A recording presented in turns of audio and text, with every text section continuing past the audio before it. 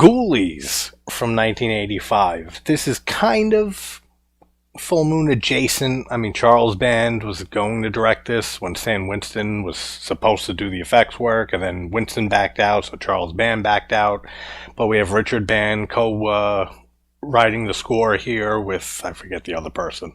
We have the effects by John Carl Buechler, who's always great to see his effects work. I really like the effects of the Ghoulies in here, and this isn't a big series that I love or anything. I haven't seen this movie in a long while. It's been forever since I've seen these, and here we are. Interesting with this movie that this came out the same year Gremlins did, or was in production the same year that Gremlins did, and I think it had like a delayed production, so Gremlins got released first. But they actually tried suing the people involved with Ghoulies to not use the name because it's too similar to Gremlins and the idea was too similar, but they lost that whole lawsuit.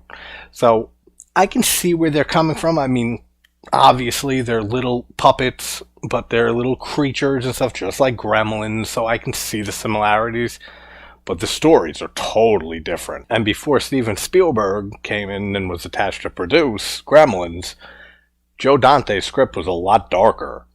And it was more gore, and it was much darker film. So this is kind of good, in my opinion. This is like the darker Gremlins that we didn't get. It's much, are you serious? Much lower budget. But when you know that and you accept that, you know it's like a B horror movie from the 80s. Especially that it's related to Full Moon and Charles Band and Empire and all those people who worked together that eventually went on to Full Moon. You know what to expect. So let's talk Ghoulies from 1985. Plot synopsis, though, if you haven't seen Ghoulies, it's about this man who inherits his father's house that his father used to conduct like satanic rituals and bring demons forth to our world and stuff in the fucking basement of this house. And he inherits it after his father dies, and his girlfriend comes to live with him, and he gets sucked into the whole occult stuff that happens at this house. That's basically all you need to know. One thing I really like about this movie is the atmosphere. Like, this house isn't too creepy, but the basement, like in the cellar that he does all these satanic rituals and stuff, it has great atmosphere to it. I'm pretty sure, it's like I said, been a while. I don't know if they go anywhere else, maybe once or twice quick, but most of this is all one location, like in the house. And that's something that Full Moon went on to do pretty well in a lot of movies. I just rewatched Demonic Toys too. Thought the same thing during that. Like, it mostly takes place in this, I don't know, like old church or something like that, historical building, but it creates a very good atmosphere and a creepy atmosphere. They're very good at doing that. So we have the intro here with the father of the main character before he dies, doing the satanic ritual with the baby in the cellar of this house. Now, I don't know what it is with satanic cults and stuff like that, but like, he's wearing this crazy getup with like ears that come off of it, and they're all dressed in white and stuff. Like, do they just do this because they think it looks cool? Because they're not filming it for anybody. So it's not like they're trying to like look eerie or anything like that for anyone but themselves.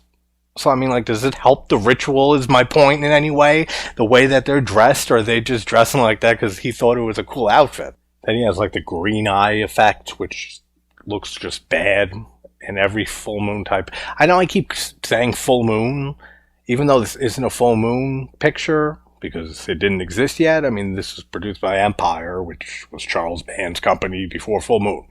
And like I said, his brother does the composition and stuff.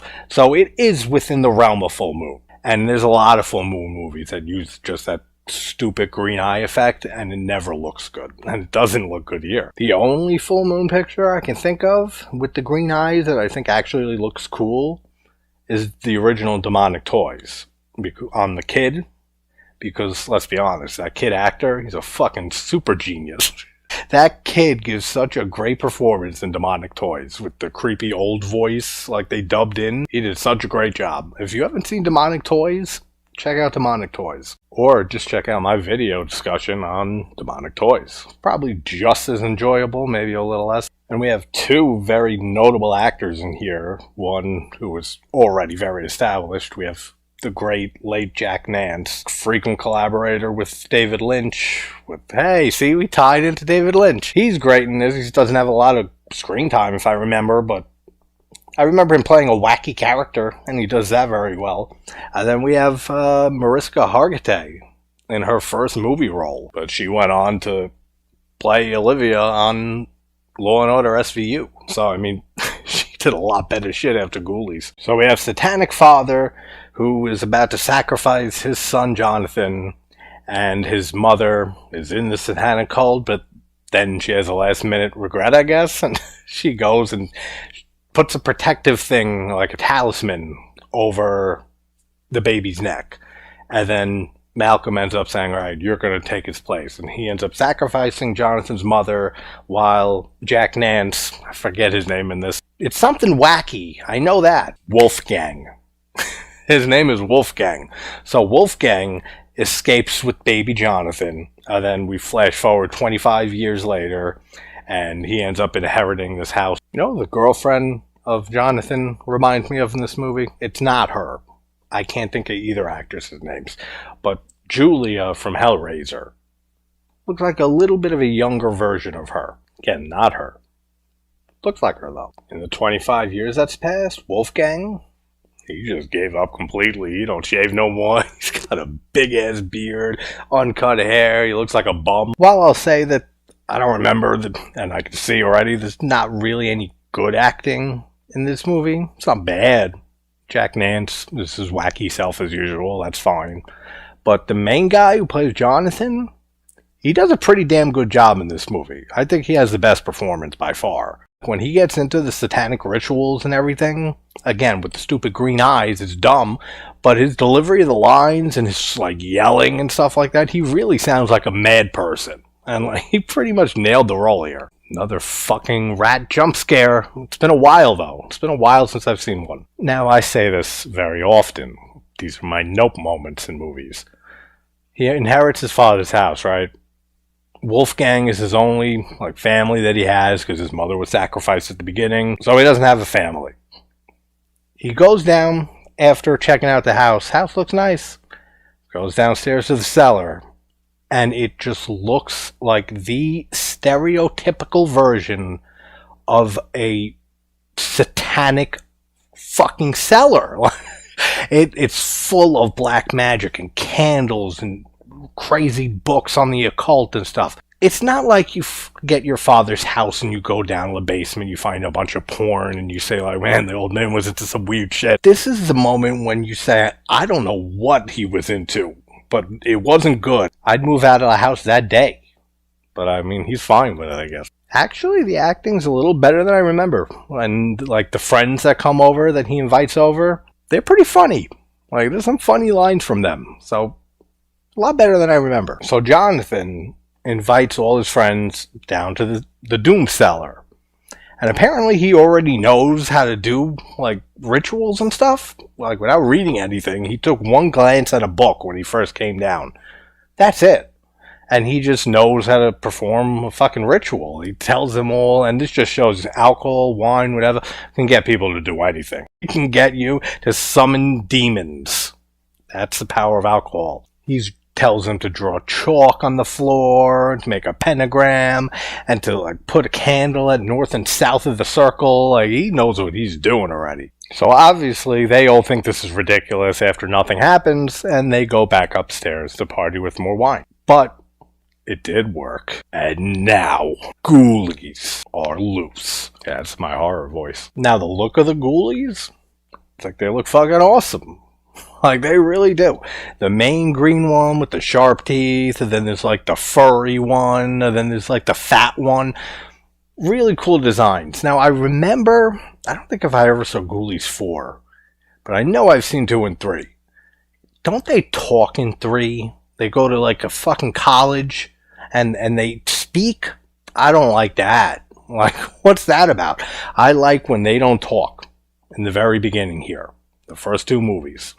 That's a lot better. Having them, like, speak, like, it's actual, like, dialogue. It's not, like, little, like, gremlin talk, and, like, they're communicating. No. They're full-on speaking. I don't like that in the Ghoulies movie. So this genius is going to quit school for the semester to focus on the house. He wants to fix the house up, make it look real nice, but really he's getting sucked into the whole occult activity, and he starts getting consumed by its power, and then he gets green glowing eyes that look just as dumb as before. And as cool as the Ghoulies look, you'd think you'd want to summon some better demons, right? Like, if you were to the occult and you wanted beings to do your bidding, I mean, yeah, they can bite you. I mean, that's about it. I'm pretty sure we see it, like the second one, that one just gets pulverized and smushed. So you can just step on the fucking things. I don't know. Then we see something very strange in a little bit that he summons that makes no sense to me. Almost like he's summoning from the mediocre Book of Demons. But cool scene when he finds the Ghoulies and he introduces himself as their master and that they have to do his bidding, and then he asks if they understand and agree, which, I mean, they do kind of shake their heads, but they don't talk in these. So, I mean, he doesn't know what the fuck they really said, right? I mean, they could have just been saying, like, yes, sir, master, until we decide to kill you, and then he agreed. So now he has, like, a spiritual contract with them. Call me insane. As great as this scene looks, when he's got the white robe on again, for who? Does it help? I don't know. He has it on, he's drinking from a goblet, he's screaming and trying to summon Azeroth and other demons, and that's a badass name. I'm pretty sure it's an actual demon name. Be cool if we got to see him instead of what we get in a few seconds. But he starts doing all this, and wind, and it's raining in the cellar. How? Why is it raining? What's making it rain from the ceiling? There's no way they designed a hole in the ceiling above that altar, because the fucking cellar would flood, like, on a very rainy night. So where the rain came from, I have no clue. Oh, so that talisman that he got put around him when he was an infant and snuck away by Jack Nance, he ends up giving the talisman to his girlfriend. She ends up putting it around her neck. He says, never take it off. So, and he does love her. He does care about her in this movie. Even though, like, he brainwashes her at some point and stuff, but, like, he's getting consumed by this evil. The good side of him really does care for her, and I like how they handle that. But during the whole rainstorm sacrifice, whatever he's doing, she comes down and catches him. And I don't know what's worse, if you catch your significant other, like, fucking somebody else, or if you catch him conducting a satanic ritual. And neither are good, I promise you that. And it just shows how much he's getting consumed by this. Because after apologizing to her, after being caught, they have makeup sex, but he drew a fucking circle and chalk onto the bed. So he's trying to perform another ritual. And she realizes it after he starts chanting in Latin, which is probably not the best bed talk. And she freaks out.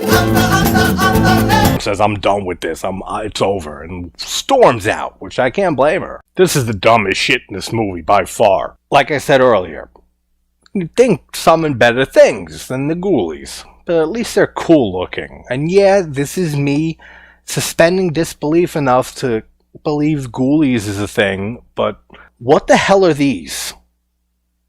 And could someone please tell me who thought this was a good idea so I can find their address and spam them with Jehovah's Witnesses? And why do they look like they belong in a medieval midget times? Of all the things to summon, he summons medieval dwarfs to do his bidding. I don't know, man. I like how he's just chilling, reading a book on a normal day, and one of the Ghoulies is sitting right there like he's reading the story to him or something. That's great stuff. So she comes back, Rebecca, the girlfriend, that's her name though. She keeps forgiving him for a lot of shit. And then she goes to storm out again. So he has the two medieval dwarfs put some type of spell on her that makes her compliant, and she just says, oh, sorry, Jonathan, I love you. And, like, now she's brainwashed. How that it works, fuck if I know. So he wants ultimate power and knowledge. That's basically what Jonathan wants to seek from summoning all these things, and he's trying to summon stronger demons and shit. So he brings all his friends back over and has them all wear glasses they can barely see out of, while Ghoulies are chilling in the food on the table, and they're like about to hit it with their spoons, and the guy says, like, what's with these glasses? I can barely see what I'm eating. You don't notice there's a small moving creature like in your potato salad you're scooping out of, like, currently? Come Come on, man. Come on. Are you serious? What is that? But then he brainwashes all of them and has them come down to the cellar to do this ritual that'll bring him more power and knowledge. Which, why didn't he just brainwash him before? Like, why have the glasses for them to put on so they can't see the ghoulies? Why not brainwash them before that so that if they see the ghoulies, they're not going to remember any of this? None of this makes sense. And he took a lot of time, too. He dressed them all in white sheets. I don't know if maybe he told them, like, get dressed up in these white sheets, or if they're in such a trance that he had to go around and put them on each one of them. But this whole scene's great. Like I said, with his acting, he really nails this performance. Is just this power consumed guy just bleeding into the occult world, and his screams for power and summoning the gods or demons, whatever you want to call them. Great stuff from him. Wish it didn't have the green eyes, but what are you gonna do? And then after the whole ritual he does, they are right back at the dinner table. So they don't remember that they were even involved in a ritual. So his powers are growing. It's kind of like Mario after he eats a mushroom. Say what you will about Satanic Jonathan, he does have hospitality. After he made them all do the ritual that they'll never remember, he does offer them to stay the night. And that's when all hell breaks loose. You got one couple that goes outside and some of the ghoulies come out of the water in the fountain. That's a cool scene. There's no real gore or anything to the kills, and like I said, all they can do is bite, really. So they jump up, bite the guy's eye, they end up biting his girlfriend, killing the both of them. This is a cool scene here. We have, in that last ritual, he ended up accidentally resurrecting his father, who was a lot more powerful than him, and he shapeshifts, not really shapeshifts, I mean, it's the same shape, different gender, turns into a female. Hot female. This guy's coming down after just getting laid, and then he starts hitting on this woman, and she's hitting on him. Then her tongue comes out of her mouth and wraps around his neck and chokes him to death. For some reason, blood starts pouring out, but I mean, why? He's just getting suffocated and choked with a tongue, unless it's made of like razor wire. But it's a cool it's a cool scene.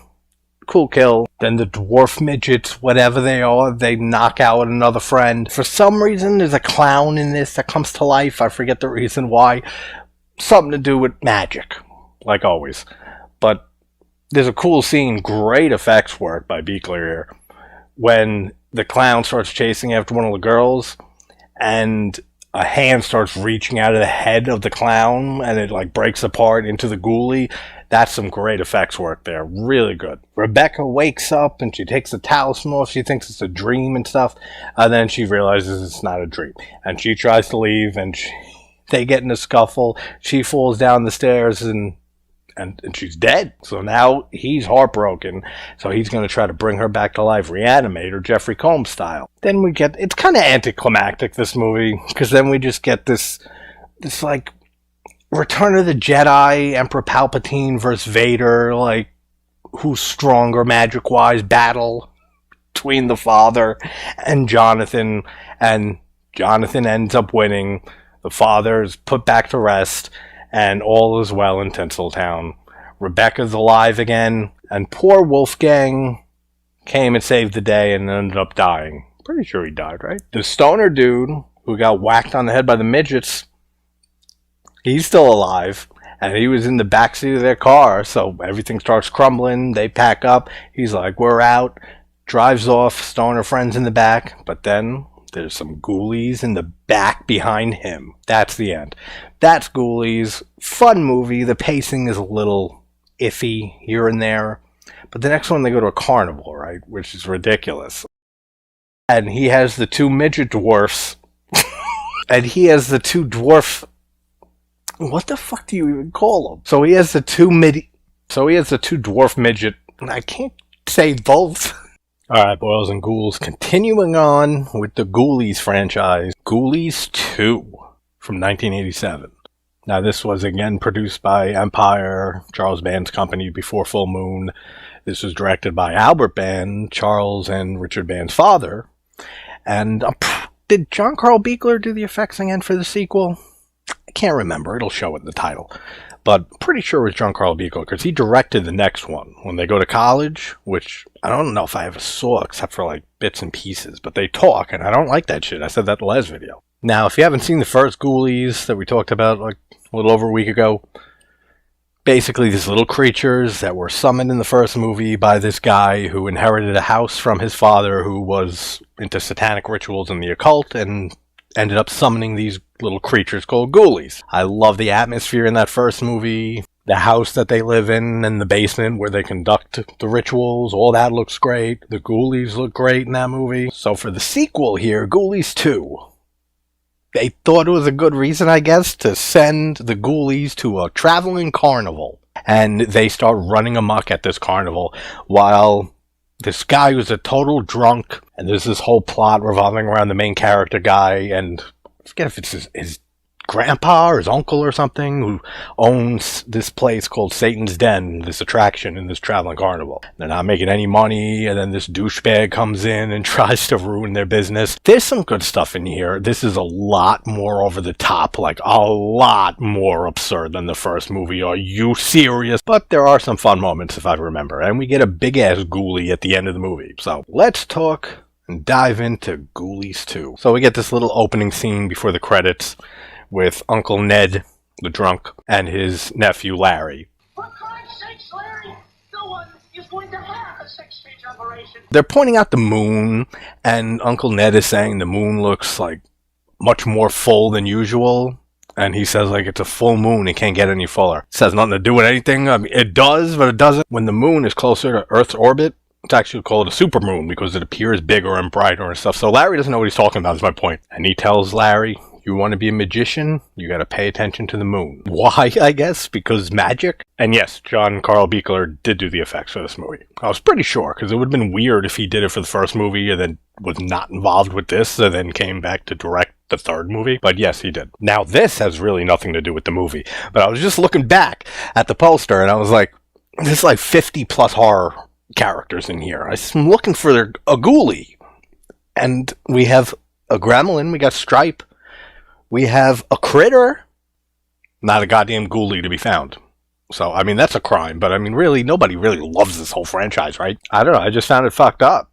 We got a gremlin. We got a critter. We got the Puppet Master dolls. We got Sam from Trick or Treat. All small people, small creatures. So, it's kind of like they're discriminating against the ghoulies. So, anyway, back on track. We have this opening scene after the credits with this guy holding a sack of the Ghoulies. Now, if I remember right from just over a week ago when I rewatched Ghoulies, they disappear at the end. After everything is settled at the end of the movie, the father is sent back to hell, wherever the hell he came from, and the Ghoulies are gone too. So they don't even try to explain how the Ghoulies are summoned back here and they end up in this bag, do they? Alright, so the guy with the bag of the Ghoulies, he says, like, damn the Satanists who brought these demons from hell or something like that. So I guess, like, a new cult or something like that could have stumbled upon the stuff in the basement in the house and they could have resurrected the Ghoulies. This doesn't matter at all. But then we get a flying ghoulie. Kind of reminds me of the end of Evil Dead 2. We get the beginning of Army of Darkness. We get the flying Deadeye. You get a cool little flying ghoulie, knocks this dude into a barrel of acid or some shit. He's dead, and then the Ghoulies are loose.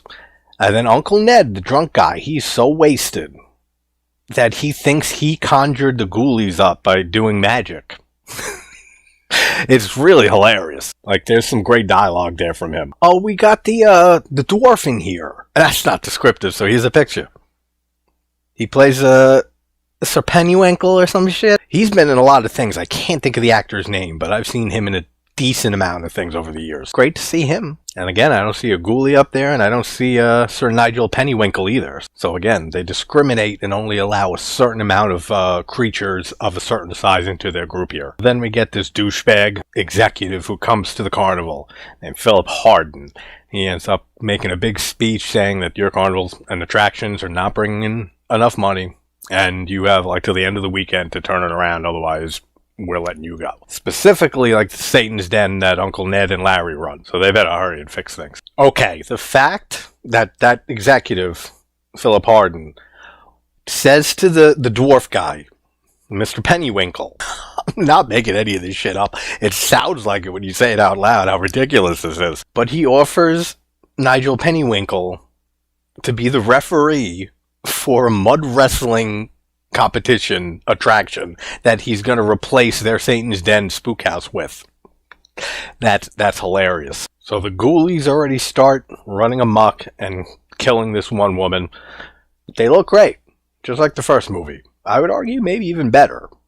Like the effects for the puppets and everything like that looks very good here. There's just no good kills or gore or anything in this movie, but that I remember. But like 3 of the ghoulies ambush her and they're like gnawing on her arm. She's knocked to the ground as one of them walks on top of her with a switchblade and she screams, ah, and she dies. But again, just like the first movie, can't you just punt one of these things and they explode into a dust made up of just subatomic particles or something like that? I don't know how they kill anybody. Now the big ghoulie at the end, that guy can kill somebody without a doubt. But all the little ones, come on. And I remember that one of them gets smushed to like a puddle of goop in this movie. So whatever. And yeah, we get some great dialogue here from Uncle Ned when he's just rambling drunk and he's telling Pennywinkle to follow him and come check. Hobgoblins, I conjured them with my magic.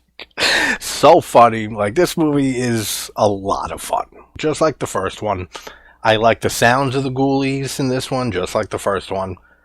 I do not like the whole idea of them talking in the next one. And then there's a 4th one that I've never seen. I'm sure that didn't win any awards. The setting of the carnival, it doesn't look bad in any way. It just doesn't look like great. And I looked it up because I was looking. I said, this is a stage. This isn't an actual carnival. Now, I don't know if in Tobe Hooper's The Funhouse it was an actual carnival or not.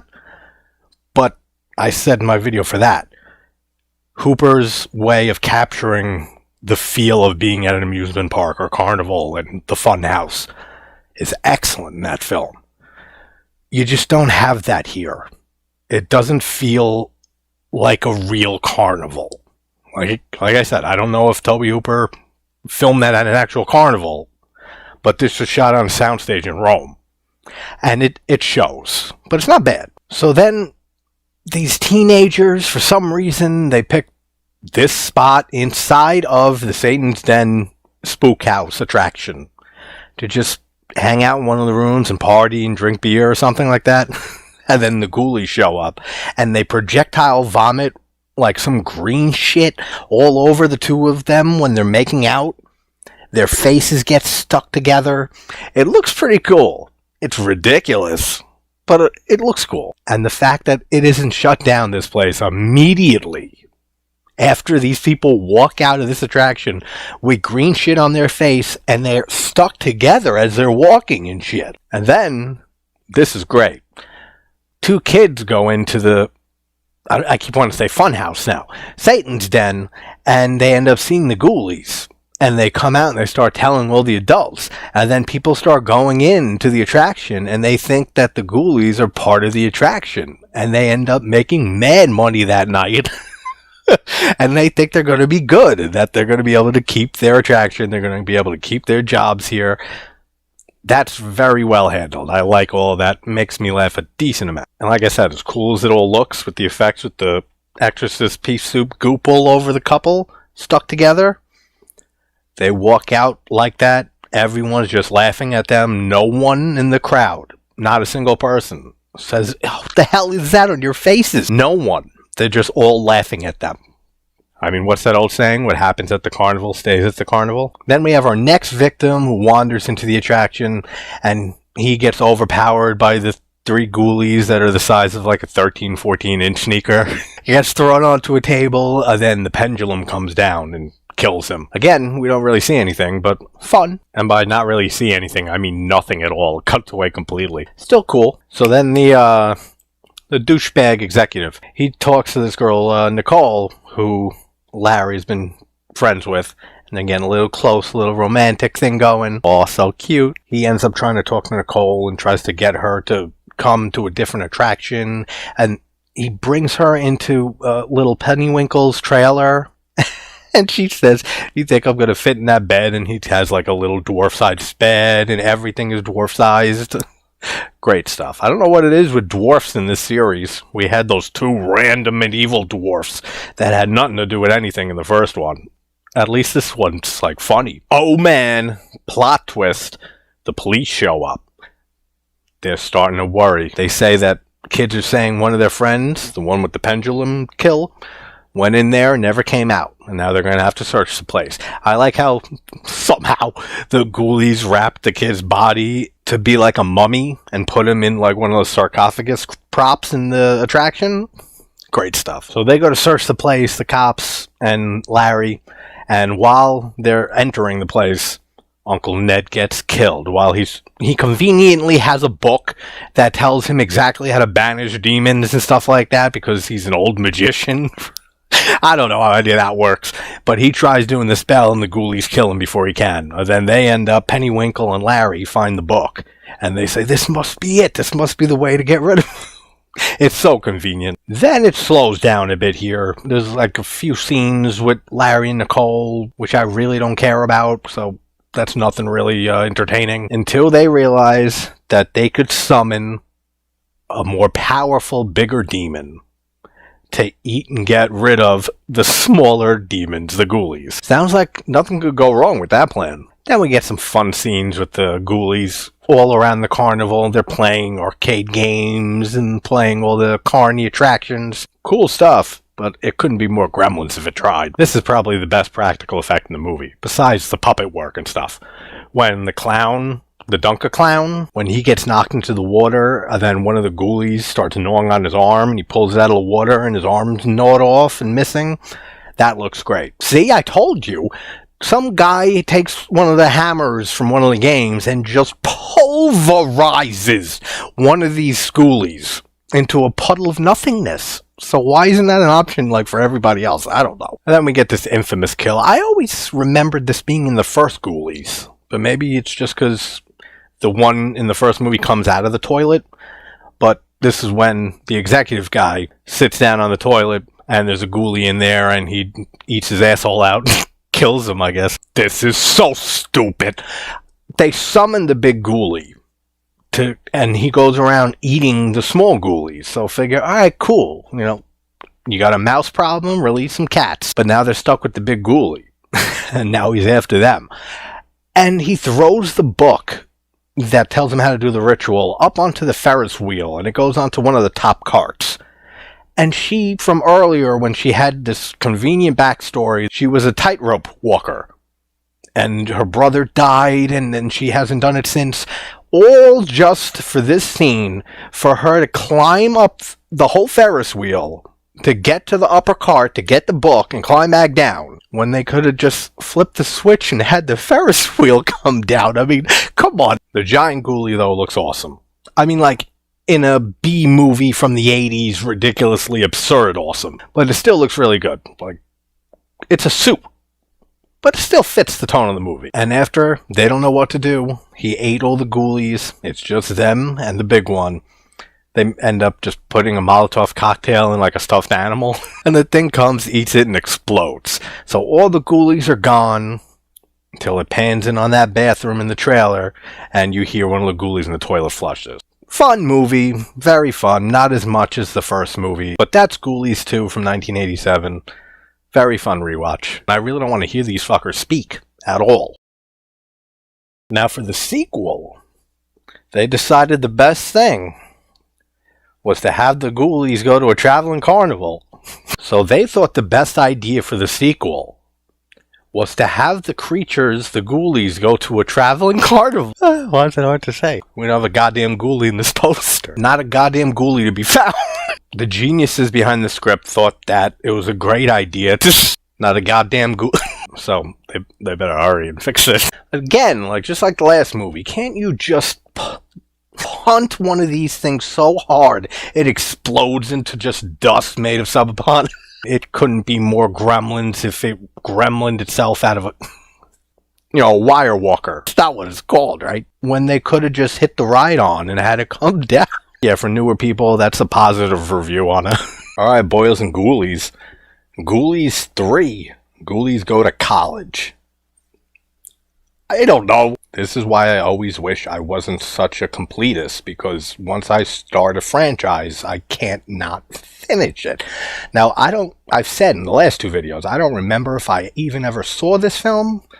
I know I've seen clips because I know they speak. And devotees will know that I don't like that. I've said that many times already. We have John Carl Buechler here, who did the effects for the first two movies, and I'm pretty sure for this movie also. He's directing, he also directed Friday Part 7. Everyone should know who John Carl Buechler is. So if you haven't seen Ghoulies 3, Ghoulies Go to College, this is where I put a synopsis briefly in, but I don't really remember seeing it either, so I can't give one. But I'm pretty sure there's like someone summons the Ghoulies at college during like a prank week, and then they just wreak havoc all over the place. That's all you have to know going into this. Are you kidding? I did just read, though, interestingly, this is Matthew Lillard's first film. So he must have some small-ass little role in this. So I'll be looking for him like, where's Waldo? Now, this was released straight to video, and I mean, I don't think anyone needed me to say that. But who knows? It's John Carl Buechler directing. He's an excellent effects artist, as we know. Hopefully, maybe the effects at least are good in this, but I don't know how I'm going to get past the talking. So, I mean, this is going to be rough, but let's talk Ghoulies 3. Now, different from the first two, this has nothing to do with Empire or Charles Band or anything like that. I think he actually sold the rights to Ghoulies to save Empire because, like, the company was almost in bankruptcy or something like that. And then he ended up starting Full Moon a few years after that, 89, 88 or so, because Puppet Master was their first movie from 89. But yeah, no Charles Band, so this is still in the vein of Full Moon-esque films like the first two, but it's a lot more ridiculous, which brings me to a kind of a point that I talk about a lot on here, because we know that my thoughts on this movie are not going to end well by the end of this video. So what makes movies like this enjoyable for me and others, to the extent that you don't question all the stupid stuff and try to add logic to it like I always do, compared to movies that are similarly ridiculous in every single way? But for some reason, I don't do that with those, and just whatever. I love these movies. There's different levels of stupid and absurd in like B horror movies or less graded horror movies. Very, very different categories, actually, for levels of stupidity. There's ones I'm willing to accept. There's ones I'm willing to look past because I love the movie. There's ones that I love the movie, but it's still stupid as hell. And then there's some that I just, even if I like the movie, it's all retarded. So, I don't know. I always try to figure that out. What makes me hypercritical, like on logic and continuity mistakes and stuff in certain cheesy movies, and what makes me completely disregard them in others. So yeah, we're at a college, or as friends of mine from that other country that they think they're superior than us call university, and there is a big prank week war going on between all the fraternities and stuff, which of course is going to lead to some fun, awesome hijinks among a bunch of frat and sorority people, right? Ooh, yeah, this is going to be rough. A lot rougher than the last one, which is fun. And that's what I mean when I brought up a little bit ago about what is it that will separate, and I'm not putting in my head that this is going to suck completely, but what is it that separates the first movie and even the second one from one like this, aside from being a direct-to-video, and the budget is, of course, much lower. But we get this prank in the very beginning, where there's the custodian on the university, and he's using the mop bucket. And then he turns around to tie a shoe or something. He's like literally 4 or 5 feet away from the bucket. Some dude comes and takes the screw out of the mop while it's in the bucket, pulls the handle out, and then sneaks away. No one in this scene has any kind of situational awareness or anything like that, because he just, first of all, doesn't hear 4 feet away from him that there's first somebody behind him, and two, that they're messing around with his bucket. He leaves, he goes, starts messing with the bucket, mop handle comes out, and the bucket goes flying down the stairs. Some dude falls into the bucket. It looks like Kane Hodder, but it's not. And he starts sliding. A professor's walking and conveniently reading a paper, and he gets smashed right into. And then the guy's sitting with his girlfriend. They're laughing at the whole thing, and one of the books comes and lands right on his fucking head. It's, I don't know. So this like hippie burnout dude is in the bathroom stall sitting on the toilet, which of course toilets are a reoccurring thing in the Ghoulies franchise, and his foot kicks the wall and a bit of tile comes out and there's a old comic book there called Ghoulish Tales. He pulls it out. Now you can just summon the Ghoulies from a fucking comic book from who knows when it released, but how any of this works, they don't even try to explain any of it. They just want to hop into the Ghoulies wreaking havoc all over this place. So he just starts reading this comic book, and again, like, why? If anyone else had this same comic book, wouldn't there be Ghoulies all over the fucking planet? Because they would have been summoned every time that somebody read this comic?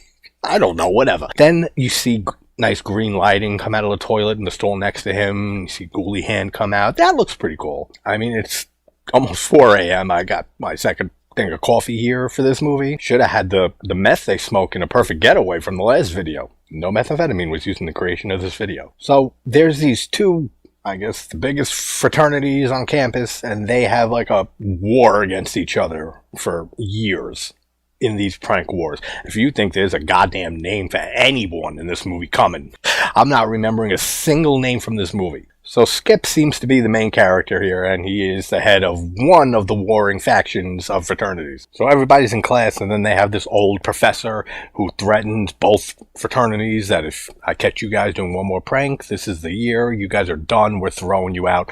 And he's teaching his little class. He comes to the student who found the Ghoulish Tales comic. He starts reading it again, and then we get another flashback to the ghoulie coming out of the toilet again. So weren't they summoned already when the kid read it?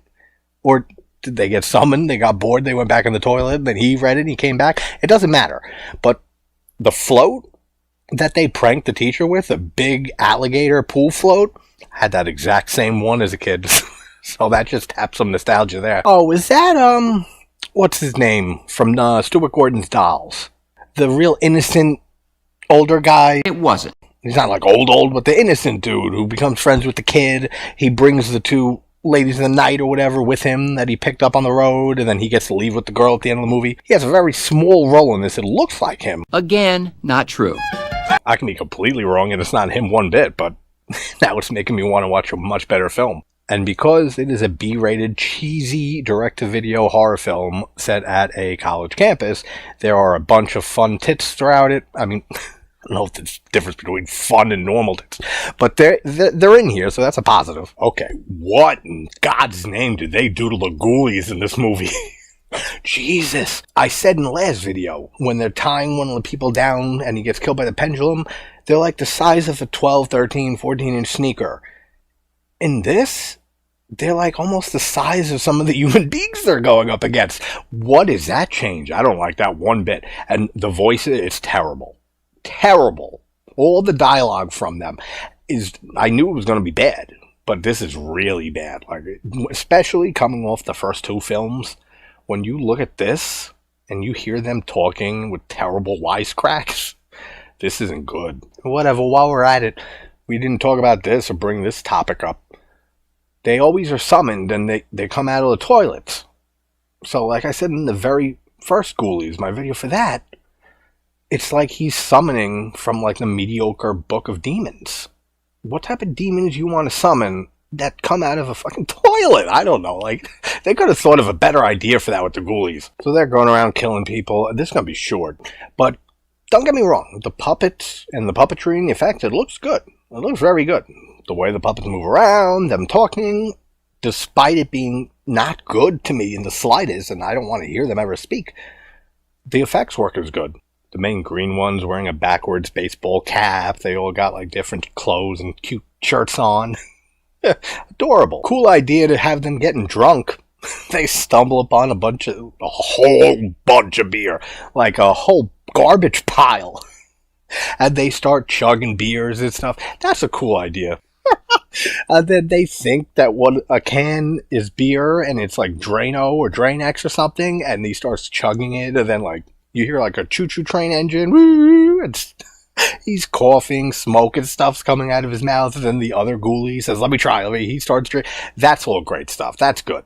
And yeah, we're not even going to get into how this smaller ghoulie is able to carry a sledgehammer or anything like that. So the professor, he's the one, because then he read it a third time, and that's what finally summoned the Ghoulies. So I don't know if you got to read this whole comic book in order to summon them. And I mean, who knows how many people in the past read the entire comic book. So maybe that's the explanation for why Ghoulies didn't take over the planet yet.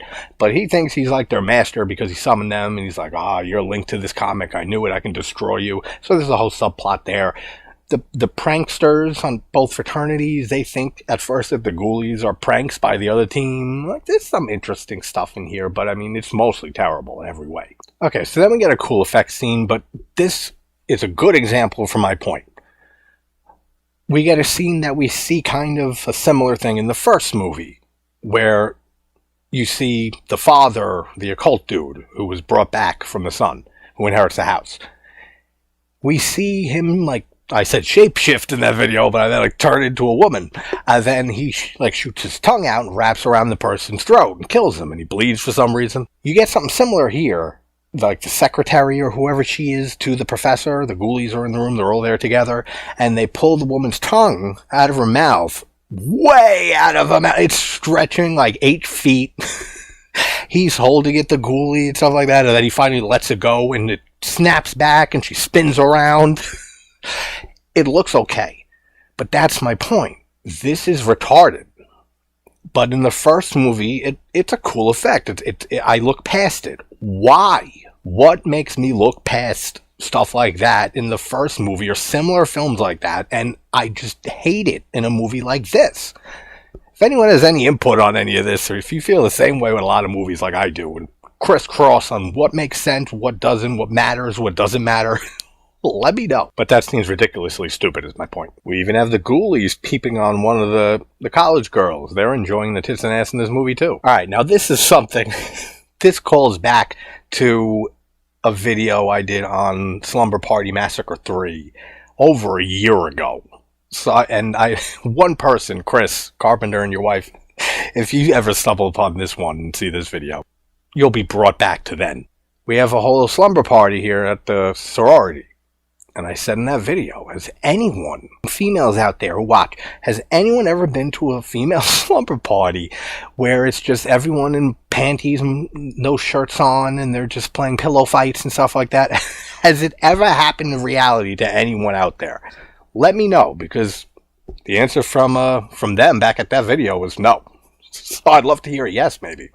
When Skip and his girl discover the body of the secretary with the tongue that's stretched out, wrapped around her, the dialogue delivery is atrocious. Like, a lot of the dialogue, the acting in this is all bad. But some of the lines in that scene specifically, real hilariously atrocious. Then, of course, just like in the second movie at the end, they had to summon a bigger demon, that big ghoulie that looks awesome. They had to one-up it in this one and summon some even bigger thing. And for some reason, also a guy who looks like a circus jester or something like that. I don't know. None of it makes sense. But the big ghoulie thing, it looks like its stomach has a face and it's talking. It kind of looks like the pig monster from the Power Rangers show, the original, back in the day. If anybody remembers it, looks like Pigman. And then they end up sending the Ghoulies back to hell somehow. I'll be honest, I really trailed off the last 15 minutes here. It got to the point, I don't know if anyone's ever done this, when you're watching a movie that you're not enjoying really at all, and you start fantasizing things that would have been better in the movie, so you kind of start watching your own version of the film in your head instead of paying attention to what's going on. That's what happened there. But Ghoulies 3, Ghoulies Go to College, it's not good.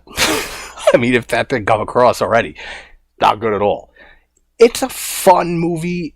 It would be a fun film to just have on in the background, just to glance at once in a while. Preferably on mute, so you don't have to hear any of them speaking.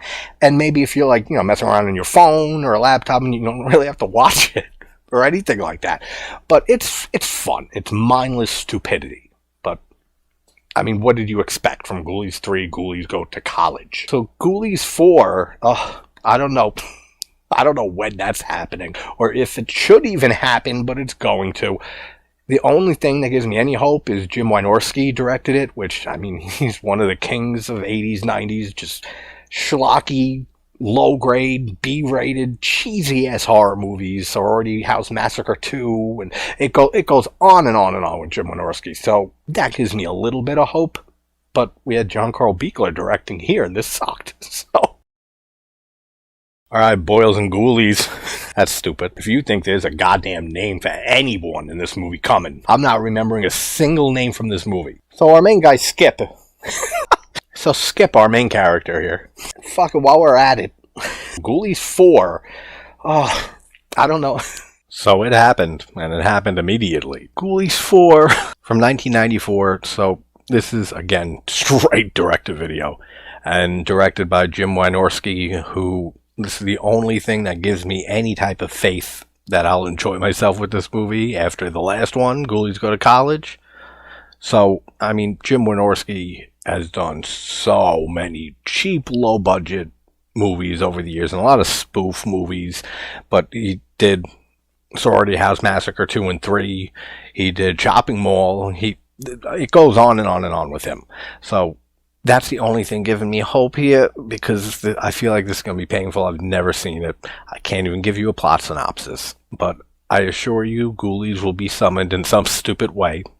And then chaos will ensue, and people will be freaking out. Then they'll have a big creature at the end. And it's going to end up being banished with the rest of the Ghoulies, but then they'll probably hint maybe that they're still back. But we never got a goddamn Ghoulie movie ever since, so I think they're gone for good maybe after this. So let's talk Ghoulies 4 from 1994. Alright, so we have this opening. It's not bad, and it involves some girl who's just in real tight leather, whole bodysuit, so that's never a bad thing. And she's talking to somebody. I think I read quick when I was looking into this movie, because I wanted to see if John Carl Buechler did the effects, which he did not. Which I'm sure he had much better things to do at that point. But I wanted to look into it, and I ended up seeing that the guy who plays Jonathan from the first movie, who inherits the house, who I really liked his performance, is in this movie too.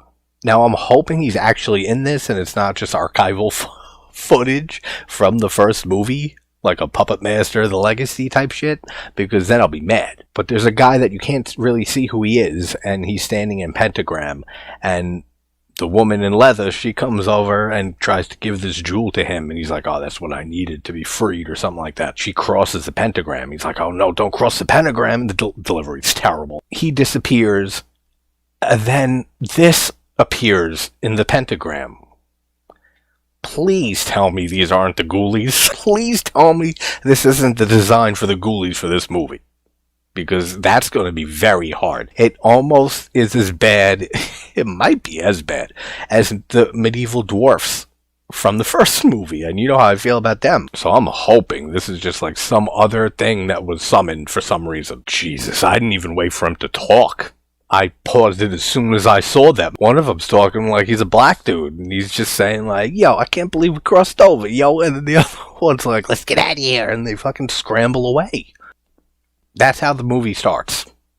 And then we're at the credits now. Okay, no, yeah, Jonathan from the first movie is definitely in this, because the actor's name, I can't pronounce his last name, it's Peter Liapolis or something like that, is first one, like top biller. So it's not archival footage. Thank the Lord. The score is pretty good. I like the music and the score and the opening credits.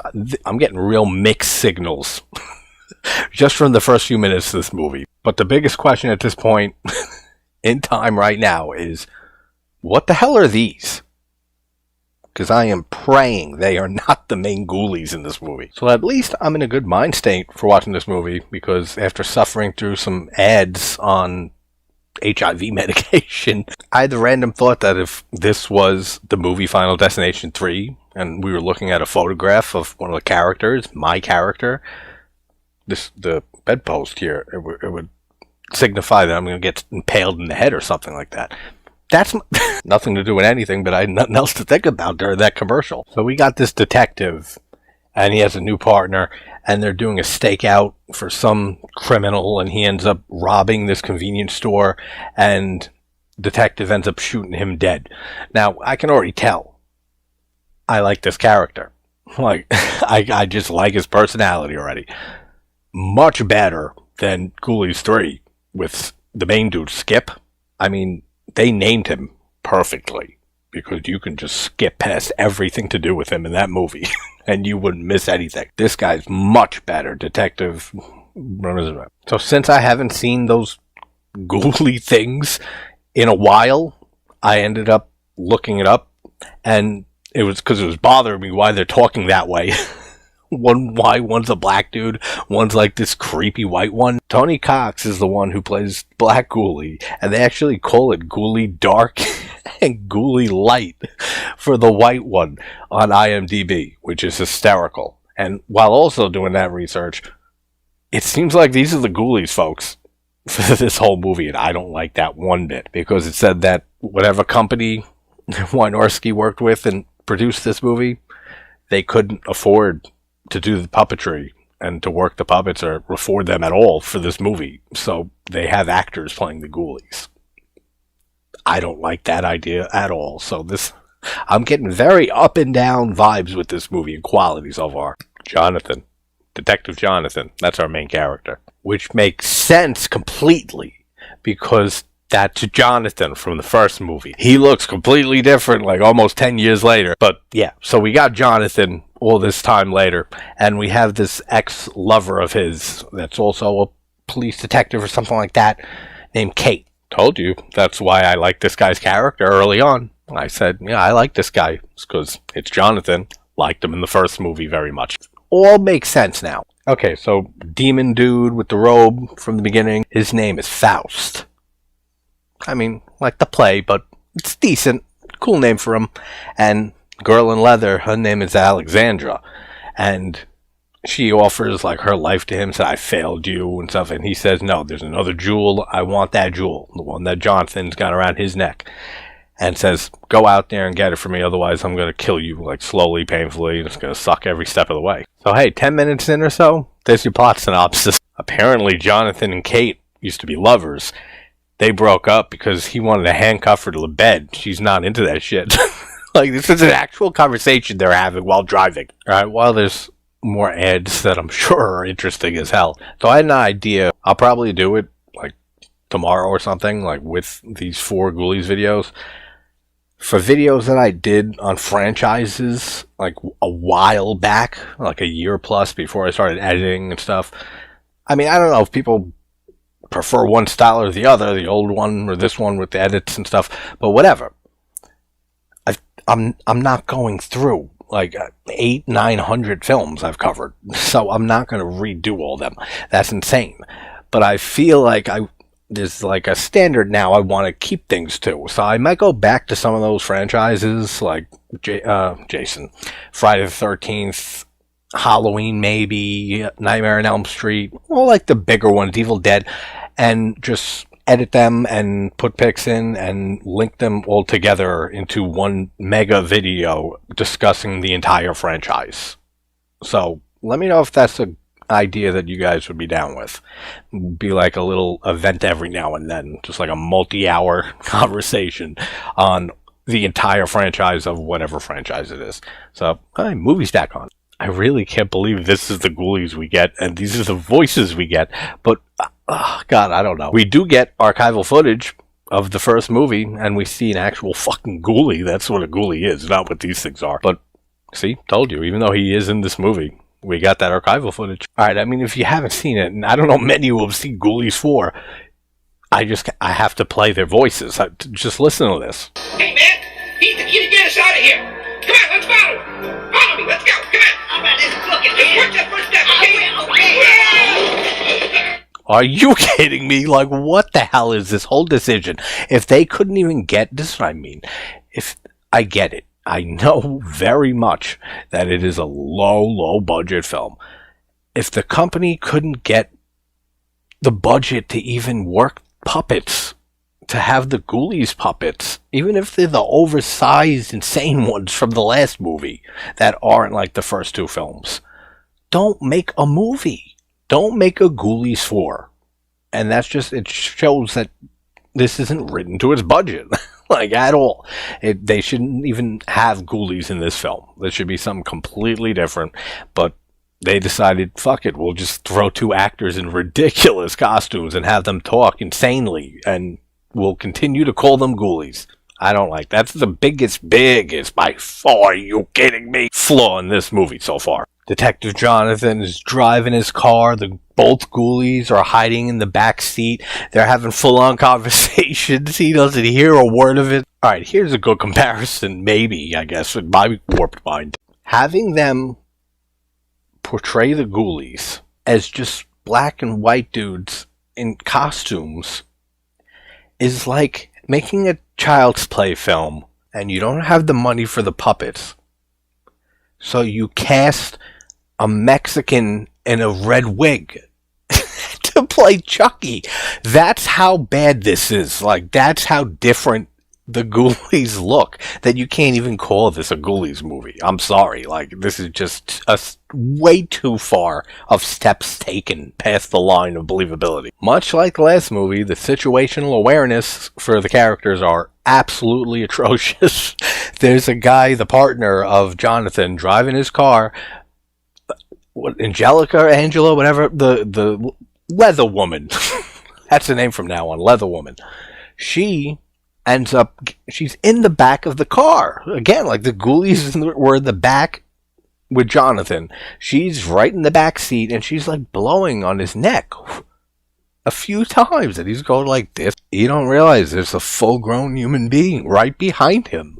I don't know. It's insane. It's not the same girl, right? It's not Leather Woman. It's some other, like, lover or someone who's trying to get close to Jonathan, because he falls asleep, she steals the jewel off his neck. Does she just think it's pretty? Or is that like another form of Leather Woman or something? Is Leather Woman a demon? She doesn't seem like one. She just seems like a regular woman. So I don't know how any of this makes sense. And then we get even more archival footage from the first film, with Jonathan at the altar in the basement while screaming in the basement, and it's still pouring rain from the ceiling down on him. So then one of the ladies, Monica, she's driving her car, and I'm guessing it's Faust, right? It sounds like his voice, the demon dude who's trying to get resurrected. But if he's trying to get resurrected, then how is he around and doing shit? That doesn't make any sense either. But whatever, let's just assume it's Faust.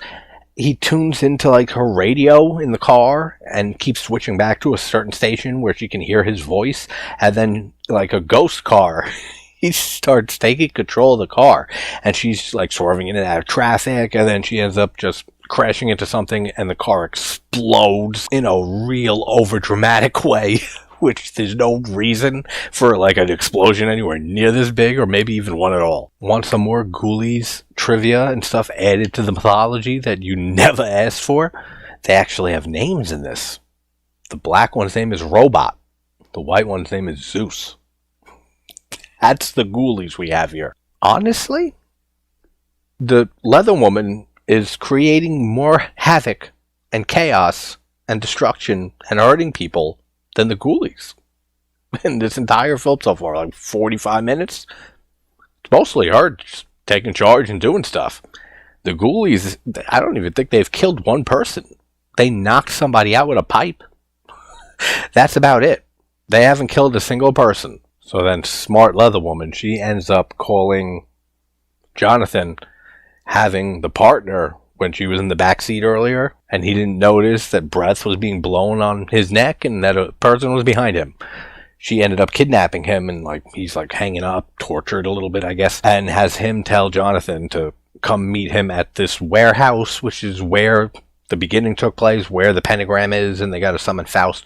So I guess they're luring him in here. So apparently Leather Woman was in an asylum and she ended up escaping, and now she's trying to serve Faust. I mean, that's something you don't hear every day.